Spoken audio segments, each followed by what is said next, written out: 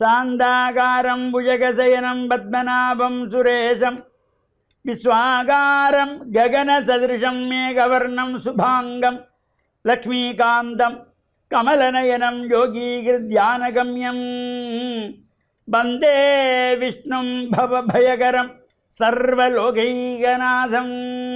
ஓம் நாராயணாய வித்மஹே வாசுதேவாய தீமஹே தன்னோ விஷ்ணு பிரச்சோதயாத். ஓம் நமச்சிவாய. மேன்மைகள் சைவநீதி விளங்குக உலகமெல்லாம். நோயற்ற வாழ்வே குறைவற்ற செல்வம். இந்த நோய் நொடிகள் இல்லாத வாழ்வு இந்த உலக மக்கள் எல்லோரும் வாழ வேண்டும் என்று கலியுகத்தின் காந்தமலை ஜோதியாகிய சபரிமலை சுவாமி ஐயப்பனுடைய திருவடிகளை சிறந்தாழ்த்தி டான் தமிழொலி ஓம் தொலைக்காட்சி நேயர்கள் அனைவருக்கும் சர்வதேச இந்து மத குறிப்பீடம் அகில இலங்கை சபரிமலை ஸ்ரீ சாஸ்தாபீடத்தின் சார்பில் இனிய வணக்கங்களும் நல்லாசிகளும். இன்றும் மங்களகரமான விஸ்வாவசு வருஷம் பங்குனி மாதம் 15ஆம் நாள் 29/3/2026 ஞாயிற்றுக்கிழமை. இன்று மலர்ந்திருக்கின்ற இன்றைய பொழுதும் நம் எல்லோருடைய வாழ்விலும் எல்லா விதமான சிறப்புகளும் வெற்றிகளும் கிடைக்க வேண்டும் என்ற இறைவனை பிரார்த்தித்து இஷ்ட தெய்வங்கள் குலதெய்வங்களையும் வழிபாடு செய்து பெற்றோர் பெரியோர்களையும் வணங்கி அவருடைய அன்பையும் ஆசியையும் பெறுகின்ற பொழுது எந்த நாளுமே நமக்கு நல்ல நாளாக அமையக்கூடியது. இன்று பானுவாரம் என்கின்ற ஞாயிற்றுக்கிழமை. சூரிய பகவானை நாம் வழிபாடு செய்வதற்கு ஒரு சிறப்பு. அதிகாலையிலே சூரியன் உதிக்கின்ற பொழுது யாரெல்லாம் சூரிய நமஸ்காரம் செய்கின்றார்களோ அவர்களுக்கு நரம்பு சம்பந்தமான நோய்களிலிருந்து விடுதலை கிடைக்கும், எலும்பு சம்பந்தமான நோய்களிலிருந்து விடுதலை கிடைக்கும். இதெல்லாம் நம் முன்னோர்கள் கண்டு அனுபவித்து வாழ்ந்து இந்த காலையிலே சூரிய நமஸ்காரம் செய்து கொள்வார்கள். இப்போ சூரியன் உதிக்கிறத பார்க்குறதுக்கே ரொம்ப கஷ்டமாக இருக்கும் பல பிள்ளைகளுக்கு. ஏன்னா எழும்புறது லேட்டாக எழும்பினா சூரியன் உதித்ததுக்கப்புறம் தான் எழும்புவார்கள். அந்த சூரியன் உதிக்கின்ற பொழுது சூரியனை சுற்றி வட்ட வடிவத்திலே ஒரு சிகப்பு நிறத்தில் கதிர்கள் தோன்றும். இதைத்தான் அபிராமி அந்தாதியிலே அபிராமி பட்டர் முதல் பாடலே சொல்லியிருப்பார். உதிக்கின்ற செங்கதிர் உச்சி திலகம் உணர்விடையோர் மதிக்கின்ற மாணிக்கம் மாதுளம்போதினின் மலர்கமலை. அதற்கு எத்தனை உதாரணம் சொல்லுகிறார். அந்த சூரியன் உதிக்கின்ற பொழுது ஒரு வட்ட வடிவத்திலே செங்கதிர்கள் தோன்றும்.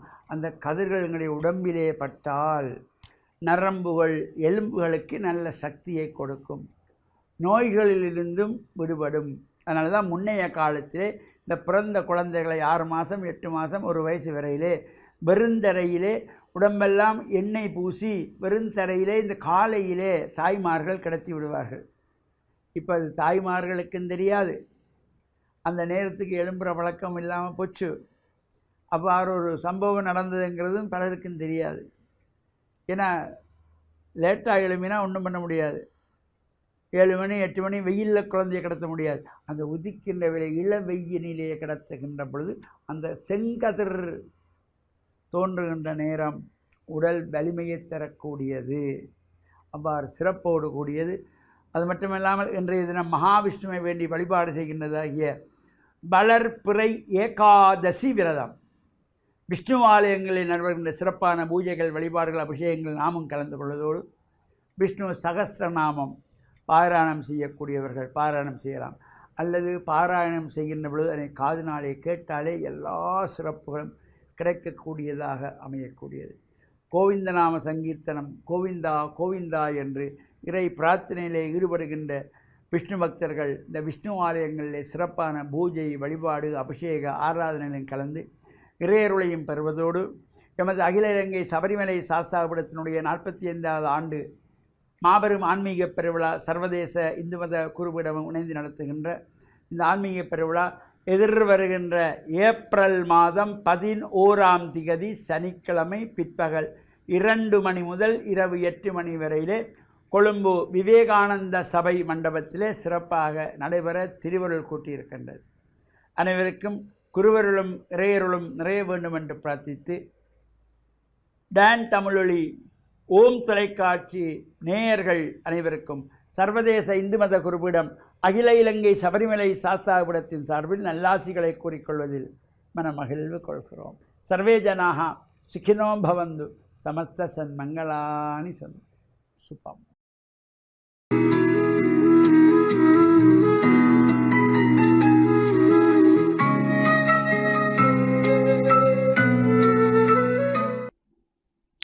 இறை இயேசுவில் என் அன்பு நெஞ்சங்களே, கிறிஸ்தவ நற்சிந்தனை வேளையில் உங்களை சந்திப்பதிலே எனக்கு மிக்க மகிழ்ச்சி. ஆண்டவர் இயேசுவின் அன்பும் அருளும் உங்கள் அனைவரோடும் இருப்பதாக.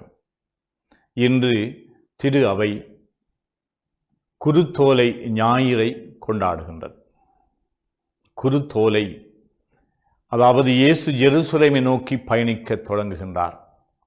ஜெருசலேம் என்பது இஸ்ராயல் மக்களுடைய இதயமாக விளங்குகின்றது. கடவுள் கூடாரம் அமைத்து அந்த இடத்திலே வாழுகின்றார். இந்த உலகத்தினுடைய மையம் அதுதான் என்று ஜெருசலேம் நகர் கடவுளினுடைய பிரசன்னம் என்று நம்புகின்ற இந்த மக்கள் மத்தியிலே இந்த எருசலேமை நோக்கி பயணிக்கின்றார். இப்படி அவர் பல தடவைகளிலே இதற்கு முன்னதாக ஜெருசலேமுக்கு சென்றிருக்கலாம். ஆனால் இயேசுவுக்கு மட்டும் தெரியும் இந்த முறை அவர் செல்லுகின்ற இந்த ஜெருசலேம் பயணம் அவருடைய இறப்பை நோக்கி, அவருடைய பணியினுடைய உச்சக்கட்டத்தை நோக்கி பயணிக்கின்றார். இந்த மக்கள் எல்லோரும் ஒரு அரசர் வருவார், தங்களுக்கு ஒரு அரசியல் விடுதலை தருவார்கள் என்று எதிர்பார்த்திருந்த மக்களுடைய கனவு வித்தியாசமானதாக இங்கு இடம்பெறுகின்றது. இது ஒரு பெரிய கடவுள் மேடையேற்றுகின்ற ஒரு பெரும் நாடகம், பலிக்களம் என்று சொல்லுவார்கள். ஆண்டவர் இயேசுவினுடைய இந்த பயணத்தின் பொழுது மக்கள் கூட்டம் இவரை வரவேற்கின்றது. ஒரு கழுதையிலே ஏறி அவர் செல்லுகின்றார். குதிரையில் செல்லுவார் என்று எதிர்பார்த்திருந்த மக்கள் மத்தியிலே இவர் ஒரு கழுதை குட்டியிலே ஏறி செல்கின்றார். குதிரையிலே செல்லுகின்ற பொழுது அவன் ஒரு படை வீரன், அவன் ஒரு அரசன், மன்னன், அவன் பயங்கரவாதத்தினுடைய தலைவனாக இருக்கின்றான். ஆனால் இந்த இயேசு ஒரு கழுதை குட்டி மீது ஏறி செல்லுகின்ற பொழுது அவர் சாந்தமானவர், அன்புள்ளம் கொண்டவர், இரக்கம் கொண்டவர். அவருடைய ஆட்சி இந்த உலகத்தினுடைய மதிப்பீடுகளை எல்லாம் கடந்த ஒரு ஆட்சி. அப்பொழுது மக்கள் தாமாகவே இந்த ஒலிவ கிளைகளை எல்லாம் எடுத்து ஒரு அரசனை வரவேற்பது போல, அவருடைய ஊர்வலத்திலே கலந்து கொள்வது போல அவருடைய பாதையிலே அதை போட்டு தங்களுடைய கரங்களிலே இருவர்கள் இந்த ஒலிவ கிளைகளை எடுத்து ஓசான்னா என்று சொல்லி அவருடைய புகழை பாடுகின்றார்கள். இது ஒரு நற்செய்தியாளருடைய கண்ணோட்டத்திலே கிறிஸ்துவை ஒரு விடுதலை வீரராக, ஆன்மீக தலைவராக, ஒரு அரசராக சித்தரிக்கின்றார்கள். இங்கு மக்களுடைய எதிர்பார்ப்புக்கு முரணானதாக, வித்தியாசமானதாக, உண்மை உள்ளதாக, நேர்மை உள்ளதாக இடம்பெறுகின்ற இந்த நிகழ்ச்சி திரு அவையிலே நாங்கள் ஒவ்வொரு ஆண்டும் இதை கொண்டாடுகின்றோம், நினைவுபடுத்துகின்றோம். இந்த குருத்தோலை ஞாயிறிலிருந்து இந்த வாரம் பூராக பரிசுத்த வாரமாக, புனித வாரமாக அனுசரிக்க கிறிஸ்தவர்கள் கடமைப்பட்டிருக்கின்றார்கள். அதனால இயேசுவினுடைய பாடுகளின் ஞாயிறு என்று சொல்லியும் இந்த ஞாயிறை அனுசரிப்போம். கிறிஸ்துவினுடைய அந்த அரசாட்சி இந்த உலகத்தை சார்ந்தது அல்ல. ஜெருசலேமுக்கு அவர் செல்லுகின்ற அந்த பயணம் அவருடைய இந்த உலகத்தினுடைய வாழ்க்கையினுடைய இறுதி பயணமாக அமைகின்றது. இது ஒரு சாவில் முடிவடைவதில்லை, அது உயிர்ப்பிலே முடிவடையும் என்ற அந்த நம்பிக்கையோடு இந்த துன்பங்களை படுவதற்காக அவர் செல்லுகின்றார். உடலாலும் உள்ளத்தாலும் அவர் தாக்கப்படுகின்றார், துன்பப்படுகின்றார், பாடுகள் படுகின்றார். இந்த பாடுகளினுடைய வழியிலே நாங்கள் எங்களையும் இணைத்து நாங்கள் இந்த வாரம் பூராக இந்த புனித வாரத்திலே நாங்கள் நுழைவோம். நாமும் இந்த இயேசுவினுடைய பின்னால் ஓசான்னா பாடிக்கொண்டு, அவர்தான் எங்களுடைய வாழ்க்கையினுடைய மீட்பர், விடுதலை வீரர், அவர்தான் எங்களுடைய கடவுள் என்று சொல்லி நாங்கள் இந்த இயேசுவின் பின்னாலே செல்வோம். இயேசுவோடு நாங்கள் பயணிக்கின்ற பொழுது ஜெருசலேமை நோக்கி, ஒரு தியாக வேள்வியை நோக்கி, இறப்பை நோக்கி நாங்கள் பயணிக்கின்றோம். ஆனால் இந்த இறப்பை கடந்து நாங்கள் ஒரு புதிய வாழ்வுக்கு பிறப்போம் என்ற அந்த எதிர்நோக்கோடும் பயணிப்போம். இந்த வாரம் பூராக உங்களுடைய அனைத்து வாழ்வையும் நிறைவாக இறைவன் ஆசீர்வதித்து உங்களை வழிநடத்த வேண்டும் என்றும், இதன் வழியாக உங்கள் ஒவ்வொருவருடைய வாழ்விலும் ஒரு புது உணர்வும் புது மலர்ச்சியும் எழுச்சியும் உங்களுக்கு கிடைக்க வேண்டும் என்றும், ஆண்டவருடைய அருள் நிறைவாக எங்களுக்கு கிடைப்பதனூடாக ஆண்டவர் இயேசுவினுடைய இந்த மீட்பிலே நாங்கள் கலந்து கொள்ள இறைவன் உங்களுக்கு ஏராளமான வரங்களை அருளுவாராக. ஆமீன்.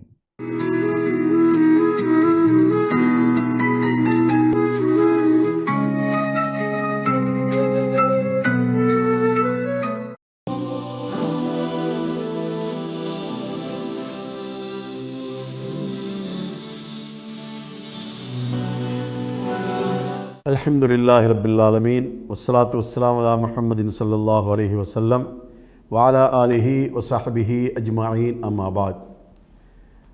அன்புள்ள நேயர்களே, சகோதரர்களே, இன்றைய காலை பொழுதிலே உங்களை சந்திப்பதிலே நான் மகிழ்ச்சி அடைகின்றேன். இன்றைய நாளையிலே நான் உங்களுக்கு சொல்ல விரும்புகின்ற நல்ல செய்தி என்னவென்று சொன்னால், பெற்றோர்கள் தமது பிள்ளைகளை நேரான வழியிலே வளர்த்தெடுக்கின்ற முயற்சியிலே அவர்கள் ஈடுபட வேண்டும். பிள்ளைகளுக்கு நல்ல பண்பாடுகளை அவர்கள் சொல்லிக் கொடுக்க வேண்டும். பிள்ளைகளை நல்லவர்களோடு பழகுகின்ற ஒரு பழக்கத்தை நமது பெற்றோர்கள் ஏற்படுத்திவிட வேண்டும். ஏனென்றால் சிறு பருவத்திலே பிள்ளைகளுக்கு நாம் ஊட்டுகின்ற அந்த பண்பாடுகள் தான் அவர்கள் வயது வாலிபர்களாகினாலோ அந்த வயதை தாண்டியதற்கு பின்னாலோ அவர்களை நல்ல பிள்ளைகளாக, நல்ல சமுதாய மக்களாக அவர்களை நாம் மாற்றி அமைக்க நம்மால் முடியும். அதனால் நமது பிள்ளைகளுக்கு எப்பொழுதும் நாம் நல்ல பண்புகளை நாம் உருவாக்க வேண்டும். நல்ல பழக்க வழக்கங்களை நாம் எப்பொழுதும் உருவாக்க வேண்டும். எப்பொழுதும் பிள்ளைகளுக்கு பெற்றோர்கள் முன்மாதிரியானவர்களாக இருக்க வேண்டும். பிள்ளைகளுக்கு நாம் எதை கூடாது என்று தடுக்கின்றோமோ அதை பெற்றோர்கள் செய்கின்றவர்களாக ஒருபோதும் இருக்கக்கூடாது. பெற்றோர்கள் ஒரு பிழையை செய்து கொண்டு அதே பிழையை பிள்ளைகள் செய்யக்கூடாது என்று தடுக்கின்ற பெற்றோர்களாக ஒருபோதும் இருக்கக்கூடாது. இறைவன் திருமறை குர்ஆனிலே சொல்கிறான், யா அய்யுஹல்லதீன ஆமனு லிம தக்கூலூன மாலா தஃபாலூன். மூமின்களே, விசுவாசிகளே, நீங்கள் செய்யாததை எதற்காக பிறருக்கு கட்டளை இடுகின்றீர்கள், பிறருக்கு சொல்லுகிறீர்கள் என்று இறைவன் நம்மை பார்த்து கேட்கின்றான். அதனால் நமது பிள்ளைகளுக்கு நாம் சொல்லுகின்ற நமது செய்திகள் எல்லாம் நாம் செய்யக்கூடிய நல்லவைகளை மட்டுமே நாம் அவர்களுக்கு சொல்ல வேண்டும். நாம் ஏதாவது தீமைகள் செய்து கொண்டிருந்தால் அதே தீமைகளிலிருந்து பிள்ளைகளை தடுக்க வேண்டும் என்ற அந்த எண்ணம் நமக்கு இருக்குமாயிருந்தால் முதலாக நாம் செய்ய வேண்டிய காரியம் அந்த தீமைகளை நாம் விட வேண்டும்.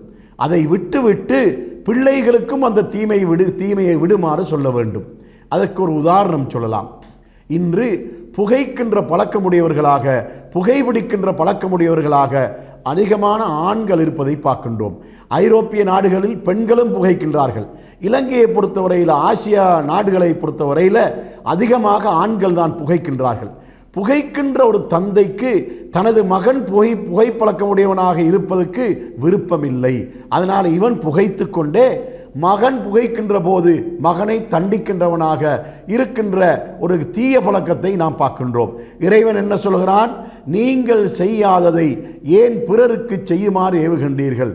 நீங்கள் எதை கூடாது என்று கருதுகின்றீர்களோ அதை நீங்கள் விட்டுவிடுகின்ற வரைக்கும் ஏன் உங்களது பிள்ளைகளுக்கு விடுமாறு நீங்கள் தடை செய்கின்றீர்கள், கட்டளையிடுகின்றீர்கள் என்ற இந்த கருத்தை தான் திருமறை குர்ஆனிலே இறைவன் நம்மை பார்த்து கேட்கின்றான்.